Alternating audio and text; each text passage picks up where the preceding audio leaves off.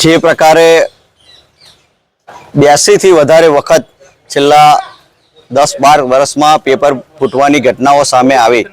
એટલે સમગ્ર દેશે જે રીતે શાંતિપૂર્ણ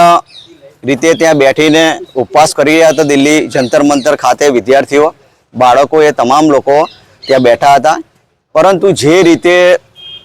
ઉપવાસ આંદોલનને તોડવા માટે ત્યાં બેઠેલા લોકોને ત્યાંથી લઈ લેવામાં આવ્યા, સાથે સંસદ તરફ જે કૂચ કરતા વિદ્યાર્થીઓ હતા એમની સાથે સંવાદ કરવાની જગ્યાએ જે બર્બરતાપૂર્વક લાઠીચાર્જ કરવામાં આવ્યો, સમગ્ર દેશે આ બધી જ ઘટનાક્રમ જોયો છે। એટલે ગમે તે હોય, પરંતુ વિદ્યાર્થીઓ ઉપર જે પ્રકારનું વર્તન પોલીસ દ્વારા કરવામાં આવ્યું ત્યાંના સત્તાધીશો, એટલે હું એમ માનું છું કંઈક ને કંઈક રીતે જ્યાં સુધી ગૃહમંત્રી અથવા તો ગૃહ મંત્રાલયનો આદેશ ના હોય ત્યાં સુધી પોલીસ આ કાર્યવાહી કરે નહીં। એટલે ખાસ કરીને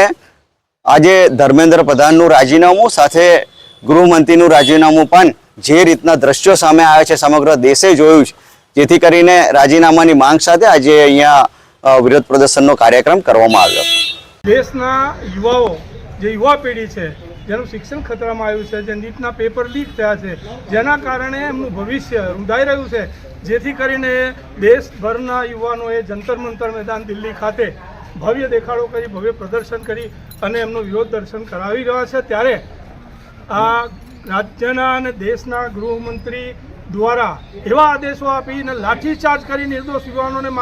મરણતોડ મારવામાં આવે છે, અને એમાં જેની નેમપ્લેટો ના હોય, જેની વર્દી ઉપર કોઈ નેમપ્લેટ ના હોય, એવા આરએસએસના અને ભાજપના જે પર્સનલ ગુંડાઓ હોય એ લોકોએ જે અહીંયા આગળ જે આતંક મચાયો છે, એ આતંકના વિરોધમાં આજે અમે પાદરા કોંગ્રેસ દ્વારા